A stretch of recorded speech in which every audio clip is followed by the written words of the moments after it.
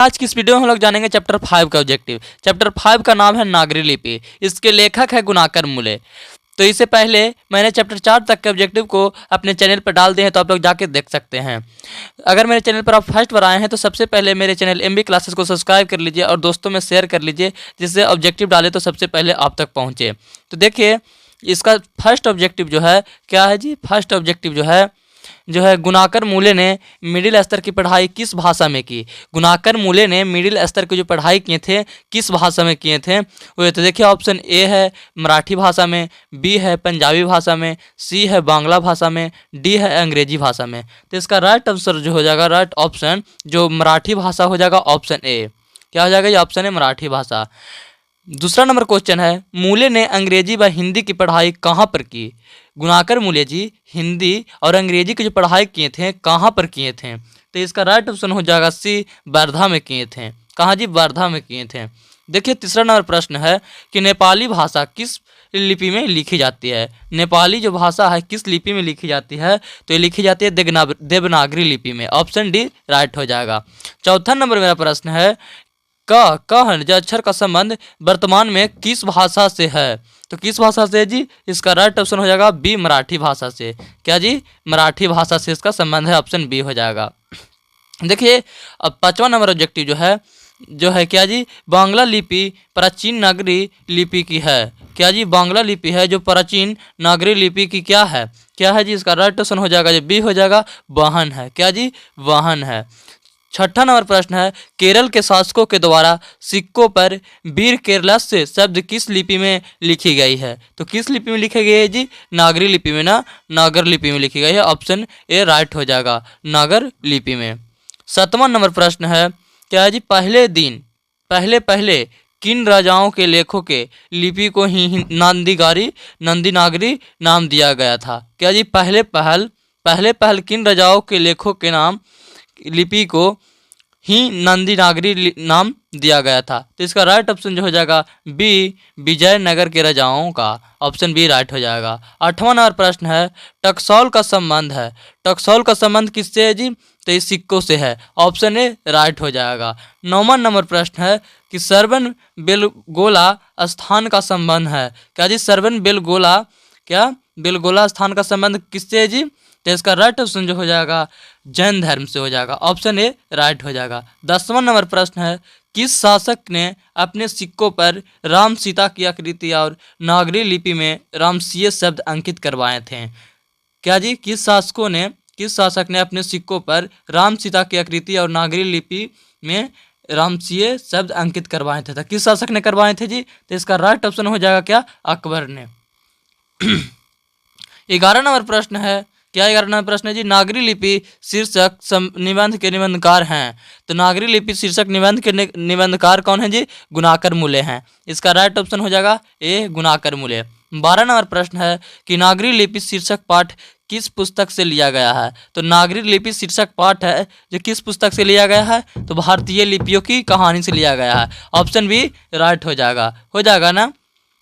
13 number प्रश्न है मराठी भाषा की लिपि कौन सी है। तो मराठी भाषा की जो लिपि है देवनागरी है। ऑप्शन सी राइट हो जाएगा। 14 नंबर प्रश्न है सिद्धम क्या है। तो सिद्धम क्या है जी, इसका राइट ऑप्शन डी हो जाएगा, एक प्रकार की लिपि है। समझे ना, क्या है, एक प्रकार की लिपि है। 15 नंबर प्रश्न है किसे देवनागरी की संज्ञा दी गई है। देवनागरी की जो संज्ञा दी गई है किसे दी गई है, तो इसका राइट ऑप्शन हो जाएगा बी, काशी को दिया गया है। 16 नंबर प्रश्न है कि मालवा में नगर नागर लिपि का इस्तेमाल होता है, ऐसा किसने कहा। मालवा में नगर नागर लिपि का इस्तेमाल होता है, किसने कहा था, तो इसका राइट ऑप्शन हो जाएगा अल्बेरूनी ने कहा था। ठीक है। 17 नंबर प्रश्न है अमोघ वर्ष कौन था जी, इसका राइट ऑप्शन जो हो जाएगा क्या हो जाएगा, प्रख्यात राष्ट्रकूट राजा। ऑप्शन बी राइट हो जाएगा। 18 नंबर प्रश्न है मिहिर भोज की ग्वालियर प्रशिस्त किस भाषा में है। तो इसका जो राइट ऑप्शन हो जाएगा क्या हो जाएगा जी, संस्कृत। ऑप्शन सी राइट हो जाएगा ना, ऑप्शन सी राइट हो जाएगा। अब देखिए हम लोग चलते हैं क्वेश्चन नंबर 19 की ओर। तो क्वेश्चन नंबर जो मेरा 19 है क्या है, बेतमा कहाँ है। तो बेतमा कहाँ है जी, पहला ऑप्शन है इंदौर के पास, बी है इलाहाबाद के पास, सी है पुणे के पास, डी है पटना के पास। तो इसका राइट ऑप्शन जो हो जाएगा क्या, इंदौर के पास। क्या जी, ऑप्शन ए राइट हो जाएगा।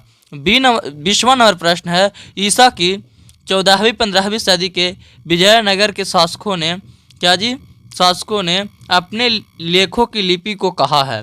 तो क्या कहे हैं जी, इसका राइट ऑप्शन जो ए हो जाएगा, नंदी नागरी। 21 नंबर प्रश्न है, हिंदी लिखी जाती है, हिंदी जो लिखी जाती है, हिंदी ये किस भाषा में लिखी जाती, लिपि में लिखी जाती है। तो इसका राइट ऑप्शन हो जाएगा क्या जी, ए देवनागरी लिपि में। 22 नंबर प्रश्न है, विजयनगर के राजाओं के लेखों की लिपि को क्या नाम दिया गया है। क्या जी, विजयनगर के राजाओं के लेखों की लिपि को क्या नाम दिया गया है। इसका राइट ऑप्शन हो जाएगा सी, नंदी नागरी लिपि, ऑप्शन सी। 23 नंबर प्रश्न है कि नंदी नागरी लिपि कब एक सर्वदेशिक लिपि थी। नागरी लिपि कब एक सर्वदेशिक लिपि थी। तो इसका राइट ऑप्शन जो हो जाएगा, क्या हो जाएगा, सी, 8वीं और 11वीं सदी में। 24 नंबर प्रश्न है, पहले दिन दक्षिण भारत की नागरी लिपि क्या कहलाती थी। पहले दक्षिण भारत की नागरी लिपि क्या कहलाती थी जी। तो इसका राइट ऑप्शन जो हो जाएगा, डी हो जाएगा, सिद्धम। 25 नंबर प्रश्न है, गुणाकर मूल्य का जन्म कब हुआ था। तो गुणाकर मूल्य का जो जन्म हुआ था, कब हुआ था जी, 1935 में हुआ था, ऑप्शन ए राइट हो जाएगा। 26 नंबर प्रश्न है, गुणाकर मूल्य का जन्म कहाँ हुआ था। तो गुणाकर मूल्य का जन्म महाराष्ट्र में हुआ था, इसका ऑप्शन सी राइट हो जाएगा। 27 नंबर प्रश्न है कि परमार शासक भोज कहाँ के रहने वाले थे। जो परमार शासक भोज थे कहाँ के रहने वाले थे जी, कहाँ के, धारा नगरी के रहने वाले थे, ऑप्शन ए राइट हो जाएगा। 28 नंबर प्रश्न है, गुप्तों की राजधानी को क्या कहा जाता होगा। गुप्तों की राजधानी को क्या कहा जाता होगा। तो इसका राइट ऑप्शन हो जाएगा, देवनगर कहा जाता होगा, ऑप्शन डी राइट होगा। 29 नंबर प्रश्न है, गुणाकर मूले ने विभिन्न विषयों पर कितने निबंध लिखे।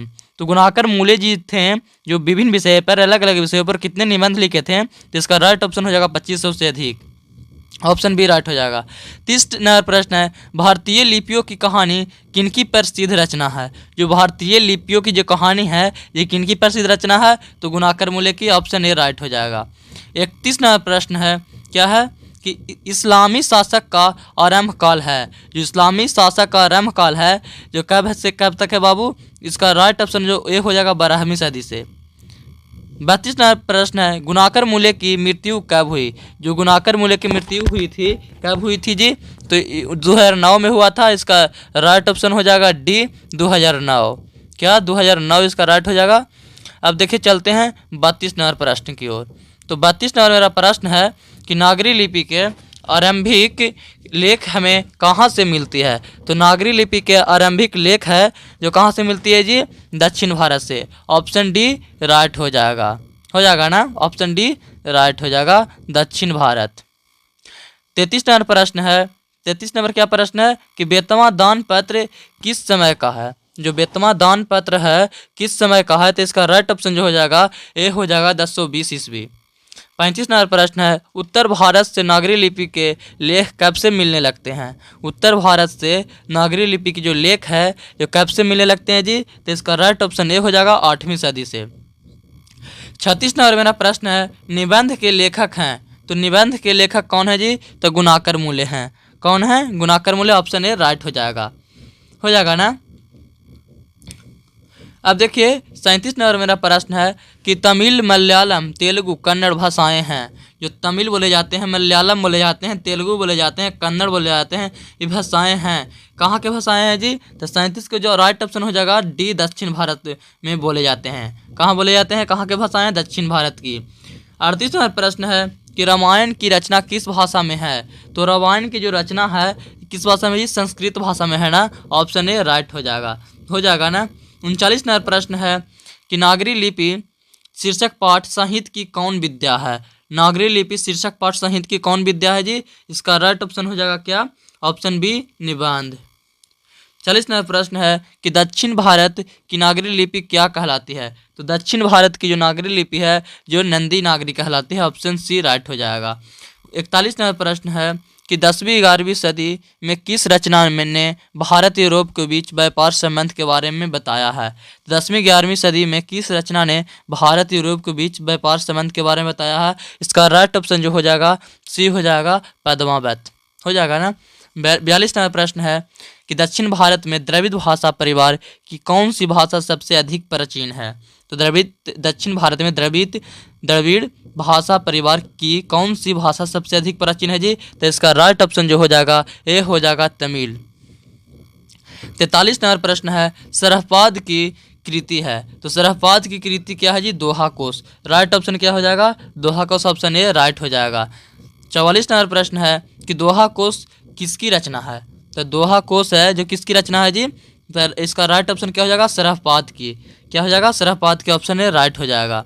45 नंबर प्रश्न है कि हिंदी के आदि कवि हैं। तो हिंदी के जो आदि कवि हैं जो कौन है जी। तो चंद्रबरदाई है। कौन है जी, चंद्रबरदाई। इसका क्या है जी, हिंदी के आदि कवि पहला ऑप्शन चंद्रबरदाई है, बी है अमीर खुसरो, सी है बिहारी लाल और डी है सरहपाद। तो इसका राइट ऑप्शन जो हो जाएगा सरहपाद हो जाएगा, समझे ना।